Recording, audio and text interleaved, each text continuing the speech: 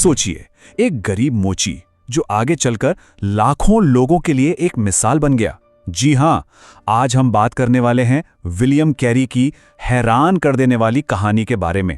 वही William Carey जिन्हें आधुनिक मिशनों का जनक कहा जाता है।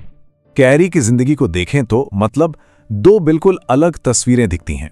एक तरफ एक मामूली सा गरीब मोची का शागिर्द और दूसरी तरफ लाखों लोगों के लिए बाइबल का अनुवाद करने वाला एक महान विद्वान। तो सवाल यही उठता है, आखिर ये हुआ कैसे? एक मोची से इतना बड़ा विद्वान बनने का सफर ये कैसे तय हुआ? तो चलिए कहानी की शुरुआत से शुरू करते हैं।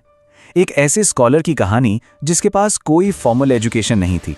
सोचकर ही अजीब लगता है ना कि कैसे कोई मोची की बेंच पर बैठ के ज्ञान की पूरी दुनिया का सफर तय कर सकता है। तो बात है 1761 की। कैरी का जन्म एक गांव में हुआ था। उनके पिता एक बुनकर थे और कैरी, उनके अंदर ना जानने की, सीखने की एक जबरदस्त भूख थी। लेकिन घर के हालात ऐसे थे, गरीबी थी कि उन्हें स्कूल भेजना मुमकिन नहीं था।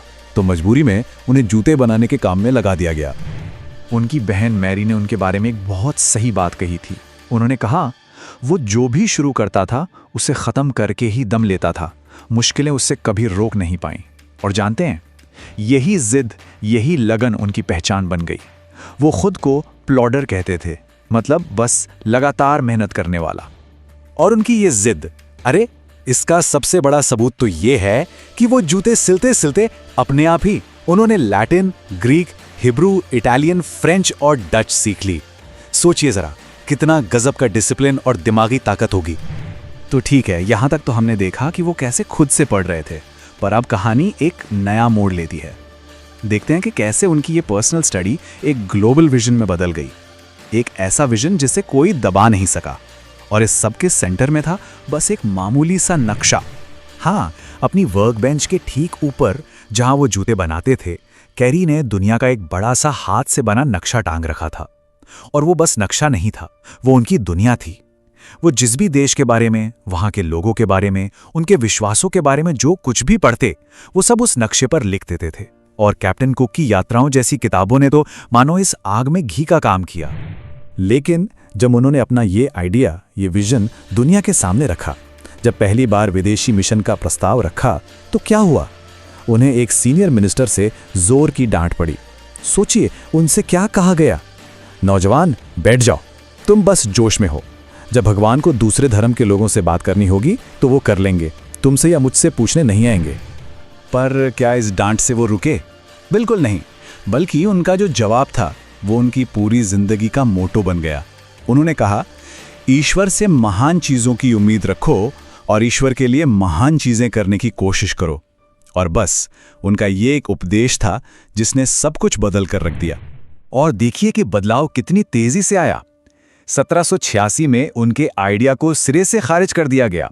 फिर 1792 के मई महीने में उन्होंने वो अपना फेमस उपदेश दिया और उसी साल अक्टूबर तक, मतलब कुछ ही महीनों में, बैप्टिस्ट मिशनरी सोसाइटी बन चुकी थी, जो कि दुनिया की पहली मॉडर्न मिशनरी सोसाइटी थी। चलिए अब बात करते हैं उस सफर की जो लगभग नामुमकिन था। सोसाइटी तो बन गई, पर कैरी को अपने मिशन के लिए भारत पहुंचना था और यह रास्ता मुश्किलों से भरा हुआ था। मतलब एक के बाद एक मुसीबतें आ रही थीं। सबसे पहले उनकी पत्नी डोरोथी ने ही इंग्लैंड छोड़ने से मना कर दिया। फिर ईस्ट इंडिया कंपनी ने मिशनरियों को आने की इजाजत ही नहीं दी। चलो, जैसे तैसे जहाज मिला तो उन्हें और उनके साथी को जहाज चलने से ठीक पहले उतार दिया गया। और इन सब के बाद पैसे भी खत्म हो गए। अब क्या करें? लेकिन कहते हैं ना, जो होता है अच्छे के लिए होता है। यहाँ एक बहुत ही दिलचस्प मोड़ आया।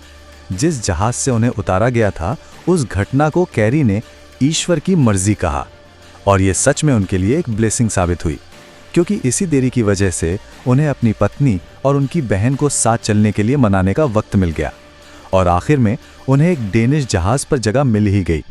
तो वो भारत पहुंच तो गए, लेकिन यहाँ के शुरुआती साल उनके लिए बहुत ही भयानक थे। दुख, निराशा और खामोशी के बीच बीते वो 6 साल, और इन सब के बीच था बस धर्म ग्रंथों का सहारा। 1793 में वो भारत आए और आते ही मिशन के सारे पैसे खत्म हो गए। परिवार ने गरीबी देखी, बीमारियां झेली और सबसे दुखद, उनके 5 साल के बेटे पीटर की मौत हो गई। इन सब का उनकी पत्नी की मेंटल हेल्थ पर बहुत ही गहरा और बुरा असर पड़ा। पूरे 6 साल, सोच सकते हैं, 6 साल तक कैरी ने भारत में मेहनत की और एक भी स्थानीय व्यक्ति ने नहीं बदला। ये दिखाता है कि शुरुआत में उन्हें कितनी ज्यादा निराशा हाथ लगी थी। तो इन मुश्किल भरे सालों में कैरी ने अपना परिवार चलाने के लिए एक नील के बागान में मैनेजर की नौकरी की। लेकिन दिन में नौकरी करने के बावजूद उन्होंने अपने जीवन का जो सबसे बड़ा मकसद था उसे कली नहीं छोड़ा। वो रात दिन लगे रहे बाइबल का बंगाली में अनुवाद करने में। और फिर कहानी का वो हिस्सा आता है जहां सब कुछ बदलने लगता है। ये उनके काम का सबसे कामयाब दौर था। एक नई जगह और कुछ नए साथियों ने मिलकर उनके सपने को आखिरकार सच होने का मौका दिया। यहीं पर हम मिलते हैं सेरामपुर तिकड़ी से। इसे 3 टांगों वाली कुर्सी भी कहते हैं क्योंकि ये तीनों एक दूसरे के बिना अधूरे थे। जोशुआ मार्शमैन और विलियम वार्ड के आने से एक ऐसी जबरदस्त टीम बनी जहां हर किसी का एक खास रोल था। कैरी थे ट्रांसलेटर, मार्शमैन थे एजुकेटर और वार्ड थे प्रिंटर। 1800 में से सेरामपुर जाने का फैसला एक मास्टर स्ट्रोक था क्योंकि सेरामपुर एक डेनिश कॉलोनी थी।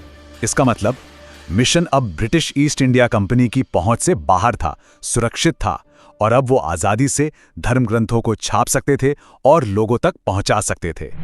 तो आखिर में सवाल वही है, उन्हें आधुनिक मिशनों का जनक का टाइटल क्यों दिया गया? वो इसलिए क्योंकि उन्होंने आने वाले मिशनरी काम के लिए एक पूरा मॉडल तैयार कर दिया था। एक ऐसा मॉडल जो सेल्फ सपोर्टेड हो, टीम वर्क पर चले और जिसका फोकस धर्म ग्रंथों के अनुवाद और शिक्षा पर हो।